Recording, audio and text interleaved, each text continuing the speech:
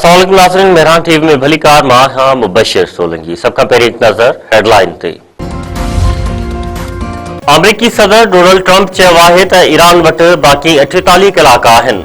Iran मुआहिदो करे या आबनाई हरम्स खोले छॾे, ॿी सूरत में ईरान ते क़यामत बर्पा करे छॾींदासीं।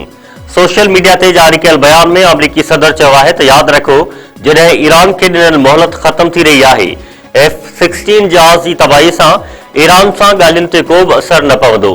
जंगी जहाज़ जी तबाही सां सफ़ारती अमल मुतासिर न थींदो।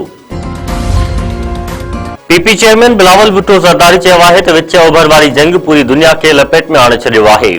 जंग जे मुआशी असरनि सबबि अवाम ते बार पियो। ख़बर नाहे त केसीं ताईं मुश्किलातुनि जो मुंहुं ॾिसणो पवंदो। पीपल्स पार्टी जंग जे ख़िलाफ़ आहे। जंग कंहिं बि मसइले जो हल न आहे। जंग सबबि नुक़सान आम माण्हू जो थिए थो। दुआगू आहियूं त जेके कुवतूं जंग जे ख़ात्मे लाइ कमु कनि पियूं, उहे कामयाब थियनि। गरी ख़ुदा बख्श भुट्टो में शहीद ज़ुल्फ़िकार अली भुट्टो जी वरसी वारे जलसे खे ख़िताब कंदे बिलावल भुट्टो ज़रदारी चयो त शहीद ज़ुल्फ़िकार अली भुट्टो जे करे ईरान, लेबनान ऐं शाम ते हमला करण वारियूं कुवतूं पाकिस्तान तरफ़ मेरी अख सां नथियूं ॾिसनि। अवाम वफ़ाक़ी हुकूमत जी मुश्किलातुनि ऐं सिंध हुकूमत जे वसीलनि खां आगाह आहे। आम माण्हू खे रिलीफ लाइ हारियुनि ऐं मोटरसाइकिल सवारनि खे सब्सिडी ॾियण जो फ़ैसिलो कयो।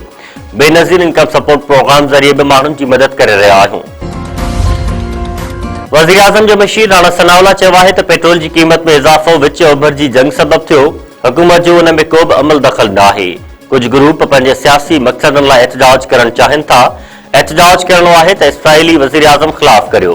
फैसलाबाद में प्रेस कॉन्फ्रेंस कंदे राणा सनाउल्लाह चयो आहे त वज़ीर आज़म ऐं फील्ड मार्शल जी कोशिशुनि सबबि तेल जी सप्लाई में रुकावट न आई। पूरी दुनिया में जंग जे ख़ात्मे लाइ पाकिस्तान जी सियासी ऐं अस्करी क़यादत तरफ़ ॾिसी रही आहे। पाकिस्तान IMF सां कयल मुआहिदनि जी पासदारी करे रहियो आहे।